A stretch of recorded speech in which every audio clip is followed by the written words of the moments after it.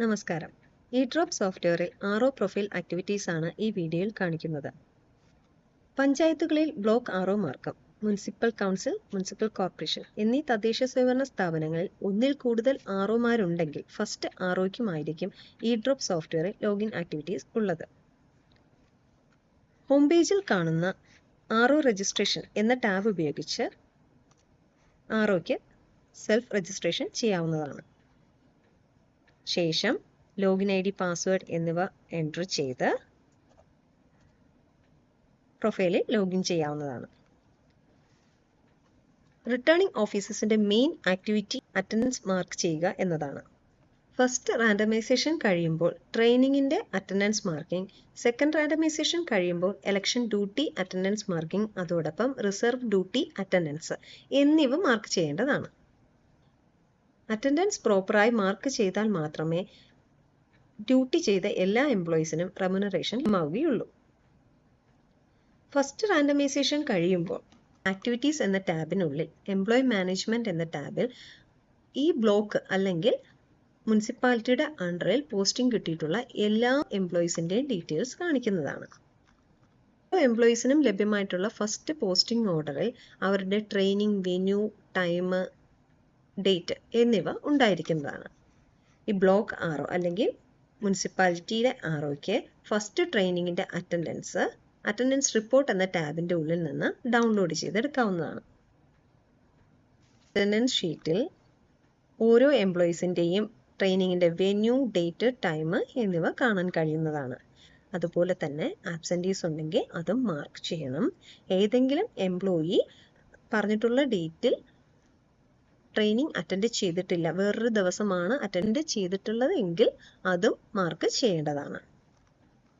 Mark ചെയ്യുന്നതോടൊപ്പം സോഫ്റ്റ്വെയറിലും ഈ updations നടത്തേണ്ടതാണ്.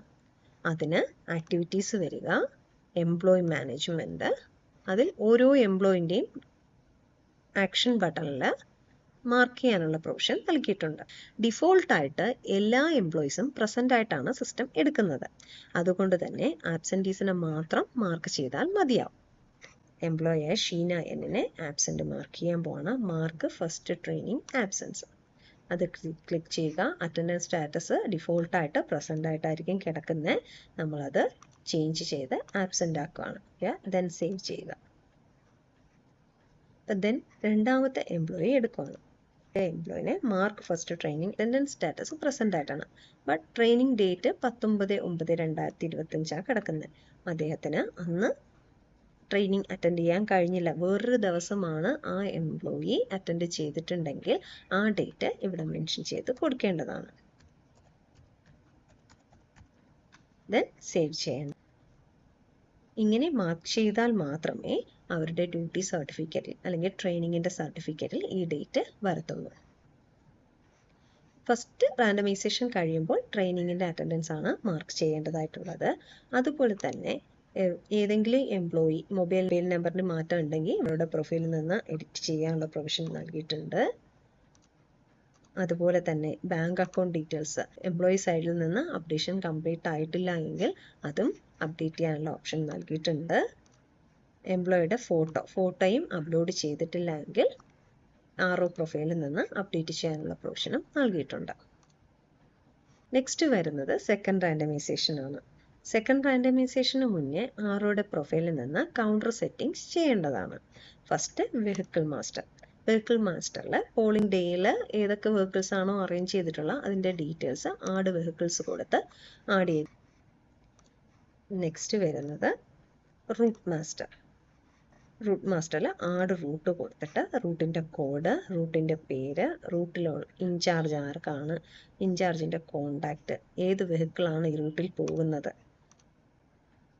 Polling staff reporting time, distribution സെൻറ്ററിൽ ഈ റൂട്ടിലേക്ക് പോകുന്ന പോളിംഗ് സ്റ്റാഫ് എപ്പോഴും റിപ്പോർട്ട് ചെയ്യണം, അതിൻ്റെ ടൈം, എന്തെങ്കിലും റിമാർക്സ് ഉണ്ടെങ്കിൽ അതും കൊടുത്ത് സബ്മിറ്റ് ചെയ്യാവുന്നതാണ്. ദെൻ വരുന്നത് കൗണ്ടർ മാസ്റ്റർ. കൗണ്ടറിൻ്റെ പേര്, കൗണ്ടറിൻ്റെ ചാർജ് ഓഫീസറിൻ്റെ പേര്, ചാർജ് ഓഫീസറിൻ്റെ കോൺടാക്ട് നമ്പർ എന്നിവ സെറ്റ് ചെയ്ത് വയ്ക്കേണ്ടതാണ്. ഈ 3 മാസ്റ്റർ ടേബിൾസും സെറ്റ് ചെയ്താൽ മാത്രമേ നെക്സ്റ്റ് ആക്ടിവിറ്റി ചെയ്യാൻ കഴിയത്തുള്ളൂ. Next route mapped to polling station.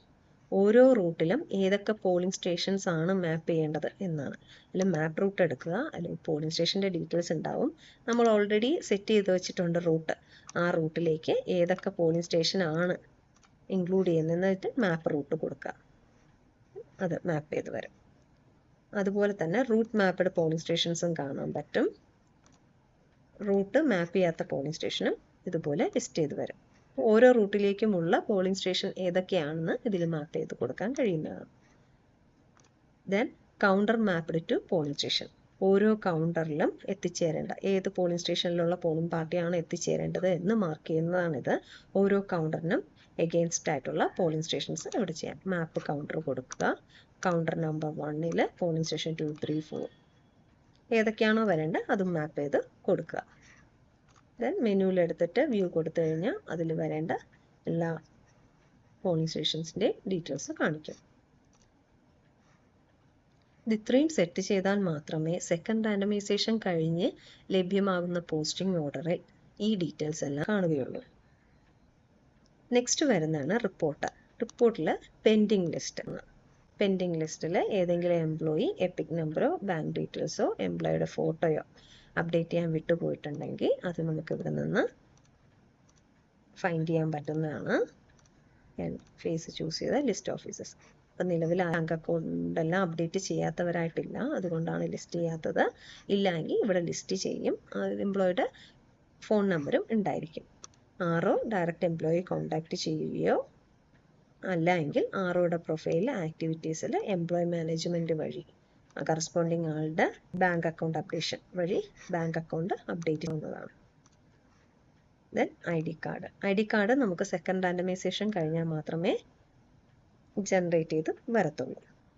Next second randomisation ആണ്. സെക്കൻഡ് റാൻഡമൈസേഷൻ കഴിഞ്ഞാൽ സെക്കൻഡ് റാൻഡമൈസേഷൻ പോസ്റ്റിംഗ് ഓർഡർ എന്ന ഈ ടാബിനുള്ളിൽ നിന്ന് ഡൗൺലോഡ് ചെയ്തെടുക്കാവുന്നതാണ്. അതുപോലെ തന്നെ എലക്ഷൻ ഡ്യൂട്ടിയുടെ അറ്റൻഡൻസ് ഷീറ്റും ഡൗൺലോഡ് ചെയ്യാവുന്നതാണ്. ഇതാണ് എലക്ഷൻ ഡ്യൂട്ടി അറ്റൻഡൻസ് ഷീറ്റ്. ഇതിൽ ഏതാണ് ലോക്കൽ ബോഡി, പോളിംഗ് സ്റ്റേഷൻ്റെ കോഡും പേരും ഉണ്ടായിരിക്കും. അതുപോലെ തന്നെ വാർഡ് നെയിം ഉണ്ടായിരിക്കും, പാർട്ടി നമ്പർ ഉണ്ടായിരിക്കും. അതുപോലെ തന്നെ ഓരോ പാർട്ടിയിലും ഉൾപ്പെടുന്ന ആ ടീം മെമ്പേഴ്സിനെയും ഇതിൽ കാണുന്നതായിരിക്കും. ഇലക്ഷൻ ഡ്യൂട്ടിയിൽ നിന്ന് ആറോ അറ്റൻഡൻസ് ഷീറ്റിൽ ആബ്സെൻറ്റീസിനെ മാർക്ക് ചെയ്യേണ്ടതാണ്. അതോടൊപ്പം നമ്മുടെ സോഫ്റ്റ്വെയറിലും അത് മാർക്ക് ചെയ്യേണ്ടതാണ്. അതിന് ആക്ടിവിറ്റീസ് വരിക, എംപ്ലോയി മാനേജ്മെൻറ്റ് എടുക്കുക. ഓരോ എംപ്ലോയിയുടെയും ആക്ഷൻ മെനു ബട്ടൺ എടുക്കുമ്പോൾ മാർക്ക് എലക്ഷൻ ഡ്യൂട്ടി ആബ്സെൻസ് എന്നൊരു മെനു കാണും. അതിൽ ക്ലിക്ക് ചെയ്യുക. The employee does not belong to any party എന്ന് വെച്ചാൽ ആ എംപ്ലോയിക്ക് പോസ്റ്റിംഗ് ഓർഡർ ലഭ്യമായിട്ടില്ല എന്നാണ് അർത്ഥം.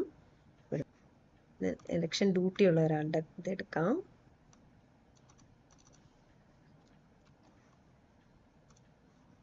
ആക്ടിവിറ്റീസിൽ എംപ്ലോയി മാനേജ്മെൻറ്റ് വരിക, സെർച്ച് ഓപ്ഷൻ ഉണ്ട്. എങ്ങനെ വേണമെങ്കിലും സെർച്ച് ചെയ്യാനുള്ള ഓപ്ഷൻ കൊടുത്തിട്ടുണ്ട്.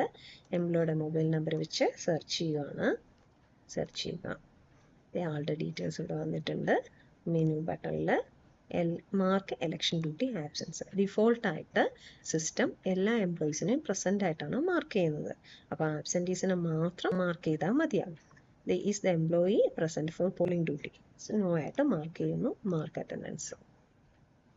സെക്കൻഡ് റാൻഡമൈസേഷൻ കഴിഞ്ഞാൽ ഓരോ എംപ്ലോയീസിൻ്റെ ID കാർഡ് ആറോയുടെ പ്രൊഫൈലിൽ നിന്ന് ഡൗൺലോഡ് ചെയ്യാവുന്നതാണ്. പാർട്ടി നമ്പറാണ് കൊടുക്കേണ്ടത്. ടോട്ടൽ പാർട്ടി സ്ട്രെങ്ത് 267 ആണ്. അപ്പോൾ പാർട്ടി 1 ഒന്നാമത്തെ പാർട്ടിയുടെ മാത്രമാണ് ഞാനിപ്പോൾ ഡൗൺലോഡ് ചെയ്യുന്നത്. ഡൗൺലോഡ് കൊടുക്കുക. ഇലക്ഷൻ കമ്മീഷൻ്റെ സിമ്പിൾ വെച്ചിട്ടുള്ള ഒരു ID കാർഡ് ജനറേറ്റ് ചെയ്ത് വരും. ഇത് എംപ്ലോയീസിന് കൈമാറാവുന്നതാണ്. എംപ്ലോയീസിൻ്റെ ഫോട്ടോ അപ്ലോഡ് ചെയ്താൽ മാത്രമേ ഇവിടെ ഫോട്ടോ കിട്ടത്തുള്ളൂ. അതുപോലെ തന്നെ റിപ്പോർട്ടിൽ polling station versus party number, ഓരോ പോളിംഗ് സ്റ്റേഷനും ഏതൊക്കെ പാർട്ടിനാണ് പോളിംഗ് സ്റ്റേഷനിൽ പോകുന്നത് എന്ന റിപ്പോർട്ട്, അതുപോലെ തന്നെ party number versus polling station, party നമ്പറും ഓരോ polling station report, reserve officials details, reserve ചെയ്തിരിക്കുന്ന ഓരോ ഒഫീഷ്യൽസിൻ്റെ ഡീറ്റെയിൽസും നമുക്കിതിൽ നിന്ന് ഡൗൺലോഡ് ചെയ്ത് എടുക്കാവുന്നതാണ്. നെക്സ്റ്റ് നോക്കേണ്ടത് റിസർവ് പാർട്ടി. സെക്കൻഡ് റാൻഡമൈസേഷൻ കഴിയുമ്പോൾ റിസർവിലെ എംപ്ലോയീസ് ആണ് ലിസ്റ്റ് ചെയ്ത് കാണിക്കുന്നത്. അപ്പോൾ എവരുടെയും അറ്റൻഡൻസ് മാർക്ക് ചെയ്യേണ്ടത് ആക്ടിവിറ്റീസിലെ എംപ്ലോയി മാനേജ്മെൻറ്റ് വഴി തന്നെയാണ്. ഈ എംപ്ലോയി മാനേജ്മെൻറ്റ് റിസർവിൽ ഉൾപ്പെടുന്ന എംപ്ലോയീസിനെയും കാണും. അവരുടെ അറ്റൻഡൻസും ഇതുവഴി തന്നെയാണ് മാർക്ക് ചെയ്യേണ്ടത്. റിസർവ് പാർട്ടി എടുക്കുമ്പോഴത്തേക്ക് ഇതിൽ മെയിനായിട്ട് ഈ റിസർവിലുള്ള എല്ലാ എംപ്ലോയീസിനും പോളിംഗ് ഡേയിൽ ഡ്യൂട്ടി ഉണ്ടാവണമെന്നില്ല. പോളിംഗ് ഡേയിൽ ഡ്യൂട്ടി നിശ്ചയിക്കുന്നത് പ്രീ പോൾ ഡേയിലാണ്. അപ്പോൾ പ്രീ പോൾ ഡേയിൽ ആരോ ചൂസ് ചെയ്യുന്ന എംപ്ലോയീസിനെ ഡ്യൂട്ടിയിലേക്ക് ചെയ്യേണ്ടതാണ്. അതെങ്ങനെയാണെന്ന് എല്ലാ എംപ്ലോയീസിനും നോട്ട് റിട്ടേൺ ആസ് റിസർവ് എന്ന സ്റ്റാറ്റസ് ആയിരിക്കും ഉണ്ടായിരിക്കുക. അപ്പം മെനു ബട്ടൺ എടുക്കുക, റിസർവ് സ്റ്റാറ്റസ് ചേഞ്ച് കൊടുക്കുക, then return as reserve, save. Then return as reserve എന്ന് വെച്ചാൽ ഇവർക്ക് പോളിംഗ് ഡേയിലും റിസർവ് ഡ്യൂട്ടി നൽകിയിട്ടുണ്ട്. പോളിംഗ് ഡേയിൽ റിസർവ് ഡ്യൂട്ടി പ്രീ പോൾ ഡേയിലായിരിക്കും അസൈൻ ചെയ്ത് കൊടുക്കുക. അപ്പം പോളിംഗ് ഡ്യൂട്ടി ഉള്ളവർക്ക് മാത്രം റിട്ടേൺ ആസ് റിസർവ് എന്ന് മാർക്ക് ചെയ്ത് കൊടുക്കേണ്ടതാണ്. ഇങ്ങനെ മാർക്ക് ചെയ്യുന്നവർക്ക് മാത്രമേ റെമ്യൂണറേഷൻ പ്രീ പോൾ ഡേയും പോൾ ഡേയുടെയും ലഭ്യമാവുകയുള്ളൂ. അല്ല, നോട്ട് റിട്ടേൺ ആസ് റിസർവ് എന്നാണെങ്കിൽ അവർക്ക് പ്രീ പോൾ ഡേയുടെ റെമ്യൂണറേഷൻ മാത്രമേ ലഭ്യമാവുകയുള്ളൂ. പോൾ ഡേയിൽ ഡ്യൂട്ടി നൽകിയിട്ടുള്ള ഏതെങ്കിലും എംപ്ലോയി ആബ്സെൻ്റ് ആയാൽ റിട്ടേൺ ആസ് റിസർവ് എന്ന് മാർക്ക് ചെയ്ത എംപ്ലോയിയെ പോളിംഗ് ഡ്യൂട്ടിക്ക് നിയോഗിക്കാവുന്നതാണ്. അതുപോലെ റിട്ടേൺ ആസ് റിസർവ് എന്ന് മാർക്ക് ചെയ്ത എംപ്ലോയി പോൾ ഡേയിൽ ആബ്സെൻ്റ് ആയാൽ അയാളുടെ സ്റ്റാറ്റസ് റിട്ടേൺ ആസ് റിസർവ് എന്നത് നോട്ട് റിട്ടേൺ ആസ് റിസർവ് എന്ന് സേവ് ചെയ്യേണ്ടതാണ്. പകരം ആബ്സെൻ്റ് ആണ് മാർക്ക് ചെയ്യുന്നതെങ്കിൽ എംപ്ലോയിക്ക് പ്രീ പോൾ ഡേയുടെ റെമ്യൂണറേഷൻ ലഭ്യമാകുന്നതല്ല. അറ്റൻഡൻസും മാർക്ക് ചെയ്ത് കഴിഞ്ഞ് ഫസ്റ്റ് ട്രെയിനിങ്ങിൻ്റെ അറ്റൻഡൻസും യെസ് ആയി മാർക്ക് ചെയ്യുക. ദെൻ എലക്ഷൻ ഡ്യൂട്ടിയുടെയും അറ്റൻഡൻസ് മാർക്ക് ചെയ്ത് കഴിഞ്ഞ് കംപ്ലീറ്റ് ആയിട്ടുണ്ടെങ്കിൽ യെസ് ആയി മാർക്ക് ചെയ്ത് സബ്മിറ്റ് ചെയ്യുക.